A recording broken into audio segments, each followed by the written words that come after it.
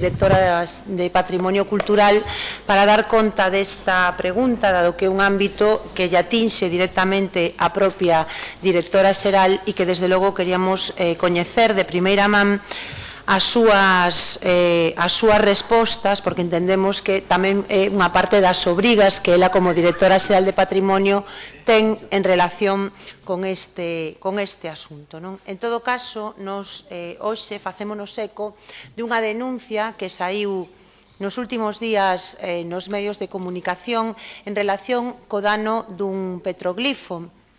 Un petroglifo que está situado no Parque Rupestre de Campo Lameiro e no que a Xunta de Galiza, ao longo de varios anos, fixo inversións moi importantes para conservar, digamos, un dos elementos patrimoniais máis importantes que ten o noso país, unha zona única non só en Galiza, sino que en todo Europa, e onde a Administración fixe un esforzo por salvagardar un patrimonio que é moi importante. Cal é a nosa sorpresa e a nosa indignación cando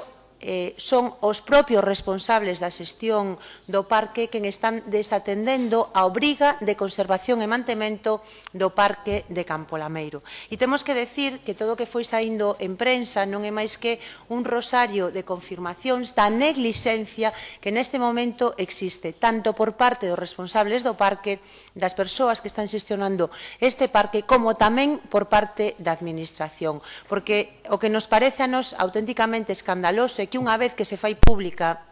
esta denuncia, nun primeiro momento, a Xunta de Galiza negue a existencia dese dano e mesmo se faga un informe no que se di que non existía tal petroglifo. Con posterioridade, cando se van difundindo máis datos, porque hai persoas e entidades preocupadas pola conservación do patrimonio, vemos como primeiro a Xunta di que non hai ningún problema, como despois se recoñece que houve un problema, pero se di que nesa zona non hai afección a un petroglifo e finalmente se filtra que hai un outro informe que fixo unha entidade privada que certifica que realmente si houve afección a un petroglifo e, por lo tanto, se danou un elemento patrimonial que, segundo a Lei de Patrimonio, debería de dar pé a unha sanción. Desde logo, para o Bloque Nacionalista Galego, isto é unha mostra máis de como a privatización de infraestructuras públicas supón un grave problema e, en segundo lugar, como a Xunta de Galiza, no caso a Dirección Xeral de Patrimonio, en vez de estar atendendo as obrigas que legalmente ten establecido, máis ben parece que está intentando tapar todos os desfalcos que se producen no ámbito da protección do patrimonio. Por lo tanto, nos hoxe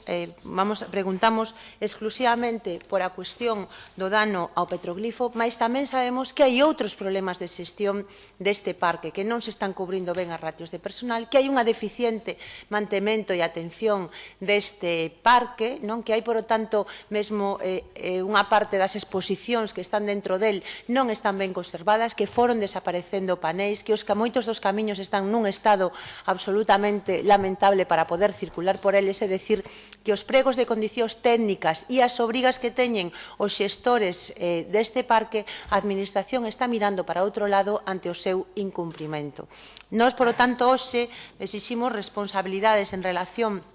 con estes feitos e queremos saber que valoración fai a Xunta de Galiza sobre o dano conducido a este petroglifo. Queremos saber tamén en que momento tivo coñecemento a Xunta de Galiza deste incidente e que actuacións realizou unha vez coñecido este feito e, finalmente, tamén se a Xunta de Galiza ten feito unha avaliación sobre cal é realmente a xestión que neste momento se está realizando por parte desa empresa, que hai que lembrar, que casualidade, foi unha empresa que se creou ad hoc para poder xestionar este parque e con claros vínculos con membros do Partido Popular, mas forma parte das casualidades que se dan neste mundo, nesta parte do mundo que se chama Galiza, e onde efectivamente vemos como moitas actuacións están claramente interferidas por intereses que non teñen que ver co interese público, sino máis ben coa defensa de intereses particulares ou mesmo familiares. En todo caso, a nós o que nos preocupa é saber que se vai facer ante esta situación, se realmente a Xunta vai aplicar a Lei de Patrimonio, porque coa Lei de Patrimonio na man, a Xunta de Galiza debería de encoar un expediente sancionador. Moito nos tememos que máis unha vez veremos como esa lei vostedes a convirten en unha letra morta. Nada máis e moitas gracias. Gracias, señora Pontón. Turno